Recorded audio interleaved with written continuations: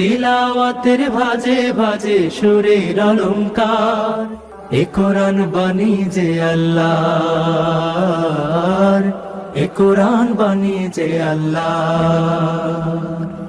আসসালামু আলাইকুম ওরহমতুল্লাহি ওবরাকাতুহ। আসুন্নাহ ফাউন্ডেশনের অনন্য আয়োজন সহজ সূত্রে কোরআন শিখির 24তম পর্বে আপনাদেরকে স্বাগতম। আলহামদুলিল্লাহ, আমরা খুব অল্প সময়ে 23টি পর্ব শেষ করেছি। আজকে আমরা 24তম পর্ব শুরু করব। আজকের আনুষঙ্গিক কিছু নিয়ম রয়েছে যেগুলো শিখলে আমরা কোরআন সহিশুদ্ধভাবে তেলাওয়াত করতে পারবো। তার মধ্যে একটি হলো যে ওয়াকফের নিয়ম, যে শব্দের শেষে কিভাবে আমরা ওয়াকফ করব অথবা শব্দের শেষে কিভাবে আমরা থামব। এই ক্ষেত্রে 5টি নিয়ম রয়েছে। 1 নম্বর হলো শব্দের শেষে যদি হরকত জবর জের পেশ আসে অথবা তানবিন 2 জের অথবা 2 পেশ যদি আসে, অবশ্যই আমাদেরকে সাকিন করে ওয়াকফ করতে হবে। ওয়াকফ অর্থ হলো থামা। আপনারা স্ক্রিনে লক্ষ্য করুন, একটি শব্দ আমরা দেখতে পাচ্ছি ওয়াসাক, যে শব্দটি জবর দিয়ে শেষ হয়েছে। তাহলে এখানে ওয়াকফ কিভাবে করব আপনারা আমার সাথে প্র্যাকটিস করুন। ওয়াসাক ওয়াসাক, আবার বলুন ওয়াসাক ওয়াসাক। পরবর্তী শব্দ, পরবর্তী উদাহরণ ওয়াল ফাজিরি, শব্দটি জের দিয়ে সম্পন্ন হয়েছে। তাহলে আমরা কিভাবে ওয়াকফ করব আপনারা আমার সাথে অনুশীলন করুন। ওয়াল ফাজিরি ওয়াল ফাজর। পরবর্তী উদাহরণ পেশ দিয়ে লা তাযারু লা তাযারু। ওয়াকফ করব আমরা এইভাবে, আমার সাথে অনুশীলন করুন। লা তাযার, আবার বলুন লা তাযার। আলহামদুলিল্লাহ, খুবই সহজ। কোরআনে এই ধরনের উদাহরণ আসলে আমরা যজম দিয়েই ওয়াকফ করব ইনশাআল্লাহ। আমরা আরেকটি বলেছিলাম যে শব্দের শেষে যদি 2 জের অথবা 2 পেশ আসে, 2 জবর না, 2 জের অথবা 2 পেশ আসলে আমরা এই উদাহরণগুলো অথবা এই শব্দগুলো যজম দিয়ে আমরা ওয়াকফ করব।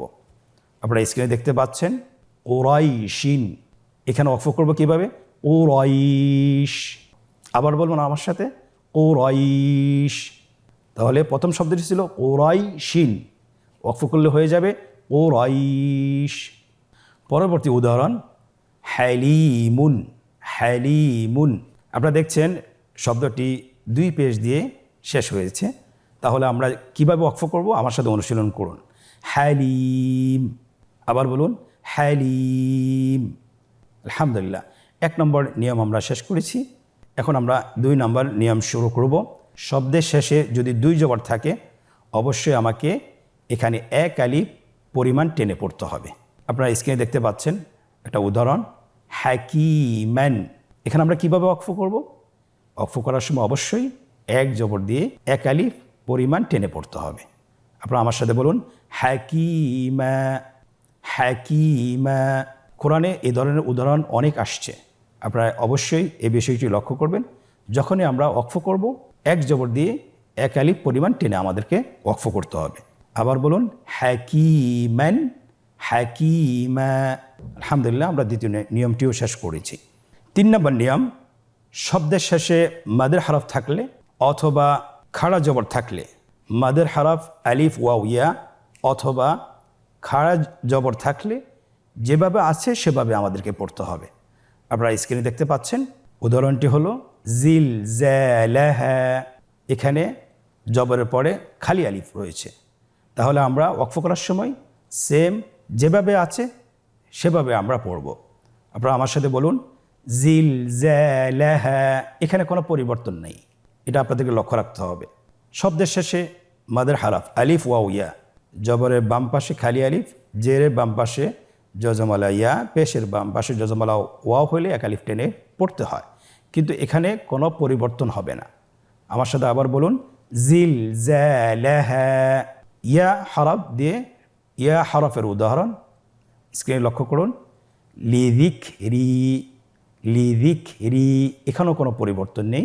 মাদের হরফ ওয়াওয়ের উদাহরণ লক্ষ্য করুন তাউলু। এখানেও কোনো পরিবর্তন নেই। আমরা আরেকটি বলেছিলাম এই প্রকারের মধ্যে যে মাদের হারকাত, একটি হলো মাদের হরফ, আরেকটি হলো মাদের হারকাত। মাদের হারকাতের যদি খাড়া জবর হয় তাহলে যেভাবে আসে সেভাবে থামতে হবে। উদাহরণটি লক্ষ্য করুন ওয়াদ্দুহা ওয়াদ্দুহা। এখানে আমি যদি মিলিয়েও পড়ি ওয়াদ্দুহা ওয়াল্লাইলি, কোনো পরিবর্তন নেই। আবার যদি আমি ওয়াকফ করি তাহলে যেভাবে আছে সেভাবে আমরা পড়ব। ওয়াদ্দুহা, এই প্রকারের মধ্যেই মাদের হারকাতের যদি উল্টা পেশ থাকে অথবা খাড়া জের থাকে তাহলে এই শব্দের উপর ওয়াকফ করতে হলে অবশ্যই সাকিন দিয়ে ওয়াকফ করতে হবে। আপনারা স্ক্রিনে দেখুন, উদাহরণটি হলো ওয়া'আদ্দাদাহু। তাহলে কিভাবে আমরা ওয়াকফ করব? অবশ্যই আমাদেরকে সাকিন দিয়ে ওয়াকফ করতে হবে। আপনারা আমার সাথে অনুশীলন করুন, ওয়া'আদ্দাদাহ। আবার বলুন ওয়া'আদ্দাদাহ। পরবর্তী শব্দ খাড়া জের দিয়ে যাহরিহি। এখানে আমরা কিভাবে ওয়াকফ করব? আমরা দেখছি এখানে খাড়া জের রয়েছে, অবশ্যই ওয়াকফ করার সময় জজম দিয়েই আমাদেরকে ওয়াকফ করতে হবে। তাহলে আমার সাথে অনুশীলন করুন, যাহরিহি। আবার বলুন যাহরিহি। আলহামদুলিল্লাহ, আমরা 3 নম্বর নিয়মটি শিখেছি। এখন আমরা 4 নম্বর নিয়মটি শিখব। শব্দের শেষ হরফে গোলতা থাকলে, শব্দের শেষ হরফে গোলতা থাকলে তা সাকিনযুক্ত হাতে পরিবর্তন করে ওয়াকফ করতে হয়। আপনারা উদাহরণটি দেখতে পাচ্ছেন, মুসাদাতুন। এখানে শেষের হরফটি হলো গোলতা। তাহলে শেষের হরফটি যদি গোলতা থাকে ওয়াকফ করার সময় অবশ্যই আমরা হাতে পরিবর্তন করে ওয়াকফ করব। আপনারা আমার সাথে অনুসরণ করুন, মুসাদাহ। আবার বলুন মুসাদাহ। খুবই সহজ নিয়ম, যদি আমরা একটু খেয়াল করে পড়ি তাহলে ইনশাআল্লাহ আমাদের তেলাওয়াতের সময় কোনো ভুল হবে না। এখন আমরা শিখব 5 নম্বর নিয়ম। শব্দের শেষ হরফে হরকত অথবা তানবিন সহকারে তাসদীদ হলে অবশ্যই আমাদেরকে হরকত অথবা তানবিনকে বাদ দিয়ে তাসদীদের উপরে ওয়াকফ করতে হবে। আপনারা স্ক্রিনে লক্ষ্য করুন, একটি শব্দ আমরা দেখতে পাচ্ছি আস-সামিরিয়্যু। আমরা এখানে কীভাবে ওয়াকফ করব? অবশ্যই এখানে যেহেতু হরকত রয়েছে হরকতকে বাদ দিয়ে আমরা তাসদীদের উপর ওয়াকফ করব।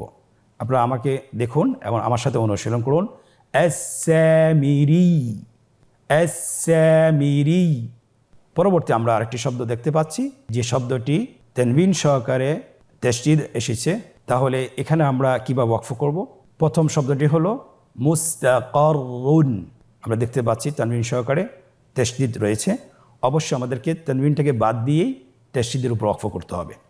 আপনারা আমার সাথে বলুন মুস্তাকার। তাহলে আমরা শব্দের শেষে কিভাবে ওয়াকফ করব এটির আমরা 5টি নিয়ম শিখলাম। ইনশাআল্লাহ আশা করি আমাদের যখন এটা বারবার অনুশীলন করব তাহলে হয়তো আমাদের আর ভুল হবে না বিইذনিল্লাহি তাআলা। 5 নম্বর নিয়মের মধ্যে আরেকটি বিষয় রয়েছে, যদি শেষ হরফটি নুন এবং মিম হয়, এই নুন এবং মিমের উপর থামতে হলে অবশ্যই আমাদের গুণনা করে থামতে হবে। আপনারা একটি উদাহরণ দেখতে পাচ্ছেন, জান্নুন। এখানে আমরা কীভাবে ওয়াকফ করবো? আপনারা স্ক্রিনে দেখুন, শেষ হরফটি নুন এবং তানবিন এবং তাসদীদ সহকারে এসেছে, অবশ্যই তানবিনকে বাদ দিয়ে আমরা নুনের উপরে ওয়াকফ করব, কিন্তু এক্ষেত্রে শর্ত হলো অবশ্যই গুণনা করতে হবে। যেমন আমার সাথে অনুসরণ করুন,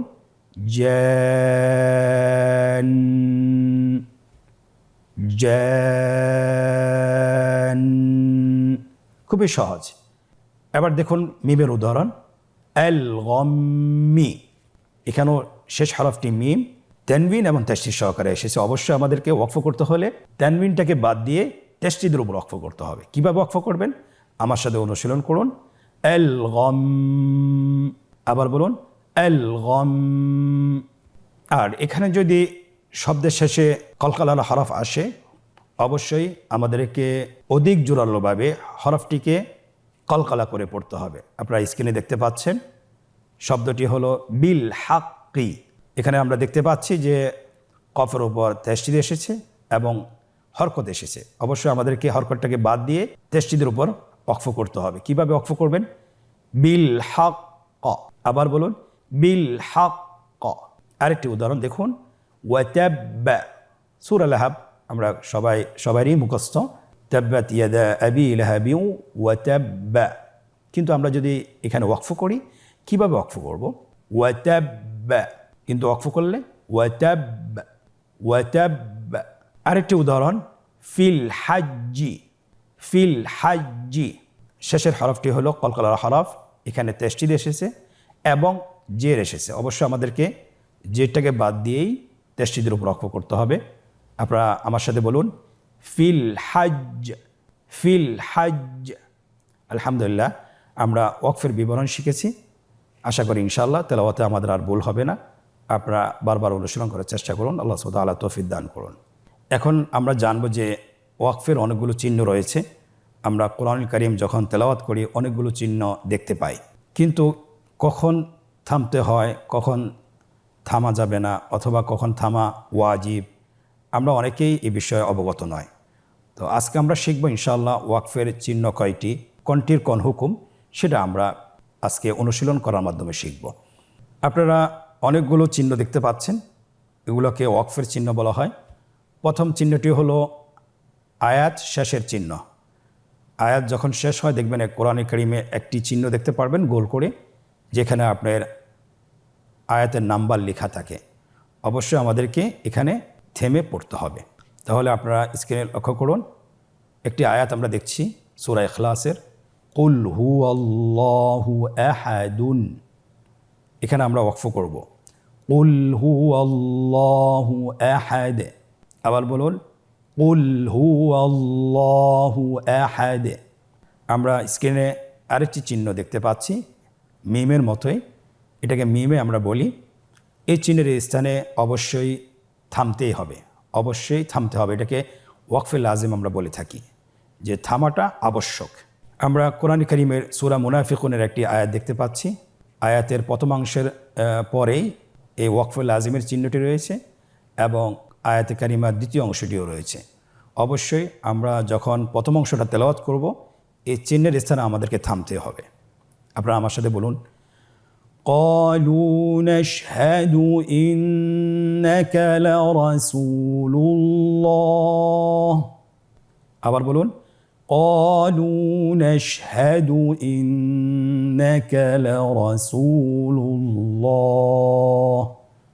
এরপরে দ্বিতীয় অংশ থেকে আবার শুরু করতে হবে, والله يعلم إنك لرسوله। তাহলে আমরা দুইটা অংশ একসাথে মিলিয়ে পড়ব না, অবশ্যই আমাদেরকে এই চিহ্নটার আগে থামতে হবে। পরবর্তী আমরা আরেকটি চিহ্ন দেখতে পাচ্ছি, লাম আলিফ লেখা আছে। এই চিহ্নের অর্থ হলো যে থামা জায়েজ নেই, থামা বৈধ নয়। এর উদাহরণটা আমরা পড়ছি, আপনারা দেখুন সূরা বাকারার একটি আয়াত, قالوا إنا معكم إنما نحن مستهزئون। কোরআন তেলাওয়াত করার সময় আমরা যখনই লাম আলিফ দেখব, এখানে আমরা থামব না, এখানে আমরা ওয়াকফ করব না, আমরা মিলিয়ে পড়ে যাব ইনশাআল্লাহ। আরেকটি চিহ্ন দেখতে পাচ্ছেন, এই চিহ্নের স্থানে থামা না থামা দুটোই জায়েজ আছে, আপনি যে কোনোটাই করতে পারেন, অসুবিধা নেই। উদাহরণটি লক্ষ্য করুন, কাল্লা ইন্নাহু তাযকিরাহ। এখানে তেলাওয়াত ওয়াকফের উপরে কিন্তু একটা আমরা জিম চিহ্ন দেখতে পাচ্ছি, একটা ওয়াকফের চিহ্ন দেখতে পাচ্ছি। এখানে দুইটা ওয়াকফ, একটা হলো তেলাওয়াতের ওয়াকফ, আর একটা হলো আরেকটি চিহ্ন, সেটা হলো জিম। আমরা বলেছি আগেই যে এখানে আপনি থেমেও পড়তে পারবেন অথবা মিলিয়েও পড়তে পারবেন, দুইটি জায়েজ। কাল্লা ইন্নাহু তাযকিরাহ ফামান শাআ যাকারাহ। এটা আমি থেমে পড়লাম, এখন আমরা মিলিয়ে পড়ব, কাল্লা ইন্নাহু তাযকিরাতুন ফামান শাআ যাকারাহ। তো আমরা যখন এই জিম চিহ্নটি আমরা দেখতে পারবো, অবশ্যই আমরা দুটোই করতে পারবো, দুটোই আমাদের জন্য বৈধ রেখেছেন। আরেকটি চিহ্ন আমরা দেখছি, তিনটি ডট দেখছি অথবা তিনটি ফোঁটা দেখতে পাচ্ছি, দুইটি নিচে আরেকটি হলো উপরে।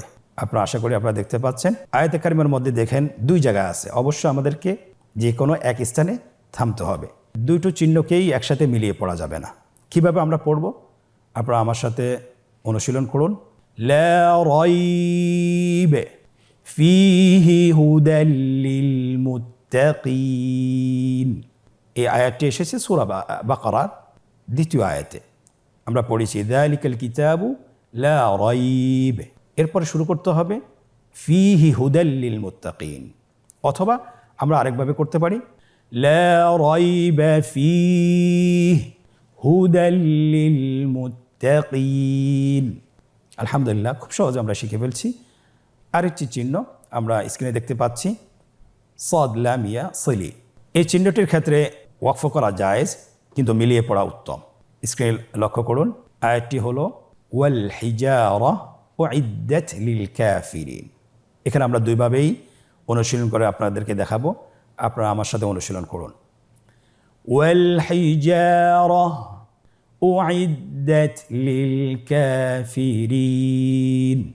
কিন্তু মিলিয়ে পড়া যেহেতু উত্তম, আমরা এখানে মিলিয়ে পড়ে আমরা অনুশীলন করব বারবার।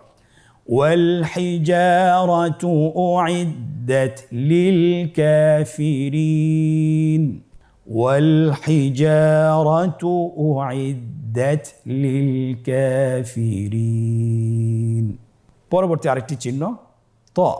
এই চিহ্নটি আমরা যখনই দেখব অবশ্যই আমরা এখানে থেমে পড়া উত্তম, আমরা থেমে পড়ব। ওয়ারদুল্লাহি ওয়াসিআহ ইন্নামা ইউওয়াফফাস সাবিরুনা আজরাহুম বিগাইরি হিসাব। আজকের অধ্যায়ের আরেকটি চিহ্ন রয়েছে, এটাকে আমরা বলি সাক্তা। এই চিহ্নের ক্ষেত্রে অবশ্যই আওয়াজ বন্ধ হবে, কিন্তু নিঃশ্বাস বন্ধ হবে না।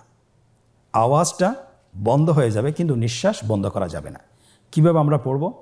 আপনারা দেখতে পাচ্ছেন একটি আয়াত, ওয়াকিলা মান রাক। আবার অনুশীলন করুন, ওয়াকিলা মান রাক। এখানে কিন্তু আমি নিঃশ্বাস বন্ধ করিনি, শুধুমাত্র আওয়াজটি বন্ধ করে রেখেছি। তো এই ধরনের সাক্তা আমরা যেখানে দেখব ইনশাআল্লাহ আমরা এভাবেই তেলাওয়াত করার চেষ্টা করব। আলহামদুলিল্লাহ, আমরা ওয়াকফের চিহ্নগুলোতে কিভাবে পড়তে হবে, অথবা থেমে পড়তে হবে না মিলিয়ে পড়তে হবে, আমরা প্রত্যেকটি চিহ্নই চিনেছি এবং শিখেছি। আমরা বারবার চেষ্টা করব। আল্লাহ সুবহানাহু ওয়া তাআলা আমাদেরকে তৌফিক দান করুন। এখন আমরা ওয়াকফটি আমরা কতটুকু শিখতে পেরেছি, কতটুকু চিনতে পেরেছি, এটার উদাহরণে আমরা এখন প্রবেশ করব। আমাদের জন্য একটি অনুশীলন পর্ব রয়েছে। এই পর্বটা আমরা কতটুকু শিখতে পেরেছি সেটা আমরা নিজেদেরকে আজকে যাচাই বাছাই করব ইনশাআল্লাহ। আপনারা স্ক্রিনে লক্ষ্য করুন। 1 নম্বর, নিম্নোক্ত থামার চিহ্নগুলো সঠিক জায়গায় বসান। আমরা দেখতে পাচ্ছি এখানে 3টি থামার চিহ্ন রয়েছে, লাম, আলিফ, মিম এবং ওয়াকফ। মাঝখানের রোটি খালি রয়েছে এবং নিচে 3 নম্বর রোতে সেখানে এই চিহ্নগুলোর হুকুম লেখা আছে। আপনারা দেখতে পাচ্ছেন লাম, আলিফ, এটা কোথায় বসবে? এই চিহ্নের স্থানে তেলাওয়াতে ওয়াকফ করতে হয়। এই চিহ্নের স্থানে অবশ্যই থামতে হবে, এই চিহ্নের স্থানে থামা যাবে না। আমরা বুঝতে পারতেছি লাম আলিফ মানে হলো লা ইয়াজুজ, এখানে থামা যাবে না। তাহলে আমরা এই লাম আলিফ চিহ্নটি এখানে বসিয়ে দিই। দ্বিতীয় চিহ্নটি মিম। আমরা বলেছিলাম, এতক্ষণ আমরা অনুশীলন করেছিলাম, মিম যদি আমরা দেখি অবশ্যই এখানে থেমেই পড়তে হবে, থামা আবশ্যক। তাহলে দ্বিতীয় ঘরটিতে আমরা বসিয়ে দিই, এই চিহ্নের স্থানে অবশ্যই থামতে হবে। তৃতীয়টি হলো তেলাওয়াতে ওয়াকফ, যেটা আয়াতের শেষে এই চিহ্নটা আমরা দেখতে পাই। আমরা এই চিহ্নের স্থানে তেলাওয়াতে ওয়াকফ করতে হয়, এই ঘরটিতে আমরা বসিয়ে দিই। আলহামদুলিল্লাহ, তাহলে আমরা খুব সহজেই বুঝতে পেরেছি যে চিহ্নগুলো কিভাবে ব্যবহার করতে হয় এবং কিভাবে তেলাওয়াত করতে হয়। অনুশীলনের দ্বিতীয় প্রশ্ন, রেখা টেনে ডানের শব্দের সাথে বামের উপযুক্ত শব্দের সাথে মিল করুন। আমরা এখানে 3টি কলাম দেখতে পাচ্ছি, ডানের একটি কলাম, মাঝখানের একটি কলাম যেটি খালি এবং বামের একটি কলাম। ডানের শব্দের সাথে বামের উপযুক্ত শব্দের সাথে আমরা মিল করব। তাহলে ওয়াসাক, শেষের হরকটি দেখতে পাচ্ছি জবর, এবং একই শব্দ কিন্তু বামে রয়েছে, আপনি সেই শব্দের সাথে মিল করুন। মিল করা হচ্ছে ওয়াসাক, ওয়াসাক। ওয়াল ফাজিরি, দেখুন তৃতীয় কলামে এখানে ওয়াল ফাজিরি আছে কিনা? হ্যাঁ, আমরা পেয়েছি ওয়াল ফাজর। তাহলে এখানে আমরা মিল করি ওয়াল ফাজিরি, ওয়াল ফাজর। তৃতীয় শব্দ জান্নুন, ওয়াকফ কীভাবে করব? জান। আমরা দেখতে পাচ্ছি আমাদের তৃতীয় কলামে এই জান শব্দটি রয়েছে, আমরা এটার সাথে মিল করে দিই। এমনিভাবে প্রত্যেকটি শব্দ মিল করা হচ্ছে। আপনারা স্ক্রিনে লক্ষ্য করুন এবং আপনারা সহজে বুঝতে পারবেন যে শেষে কি থাকলে কি করতে হয়। এটা আমরা 5টি নিয়ম শিখেছি। আশা করছি আমরা এটাতে সফলতা অর্জন করব ইনশাআল্লাহ। 3 নম্বর, নিম্নোক্ত আয়াতে এই চিহ্নটি মিম, আমরা ওয়াকফে লাজিম বলেছিলাম, এটাকে খুঁজে বের করুন এবং এর হুকুম বলুন। আপনারা স্ক্রিনে দেখতে পাচ্ছেন একটি আয়াত, আমার সাথে বলুন, زين للذين كفروا الحياة الدنيا ويسخرون من الذين آمنوا। এখানে আমরা একটা ওয়াকফ লাজিমের চিহ্ন দেখতে পাচ্ছি। এটার নিয়ম হলো অবশ্যই এখানে থামতে হবে, এটাকে অতিক্রম করা যাবে না। এই চিহ্নের আগের আয়াত এবং পরের আয়াত দুটোকে একসাথে মিলিয়ে পড়া যাবে না, এখানে থামতে হবে। পরের অংশ থেকে আমাদেরকে আবার শুরু করতে হবে। ওয়াল্লাযীনা তাকাউ ফাওকাহুম ইয়াওমাল কিয়ামাহ ওয়াল্লাহু ইয়ারযুকু মান ইয়াশাউ বিগাইরি হিসাব। আলহামদুলিল্লাহ, আশা করি আলহামদুলিল্লাহ আপনারা যারা আমাদেরকে দেখছেন, আমাদেরকে শুনছেন, আমাদের সাথে অনুশীলন করছেন, ইনশাআল্লাহ ভবিষ্যতে আমরা যখন কোরআন তেলাওয়াত করব এ ধরনের আমাদের আর ভুল হবে না। আমরা কখন থামবো না, কখন মিলিয়ে পড়তে হবে, কখন মিলিয়ে পড়তে হবে না, অথবা কখন মিলিয়ে পড়া উত্তম এবং কখন থামা আবশ্যক, আমরা প্রত্যেকটি হুকুমই আমরা জেনেছি। আল্লাহ সুবহানাহু ওয়া তাআলা আমাদেরকে কোরআন তেলাওয়াতে সহিশুদ্ধতা দান করুন, সব আল্লাহুম্মা আমিন। আজকের পর্ব থেকেই এখানেই বিদায় নিচ্ছি, পরবর্তী পর্বতে আবারও দেখা হচ্ছে। জাযাকুমুল্লাহ খায়র। আসসালামু আলাইকুম ওয়া রাহমাতুল্লাহি ওয়া বারাকাতুহু। আসুন্নাহ ফাউন্ডেশন, উম্মার স্বার্থে সুন্নাহর সাথে।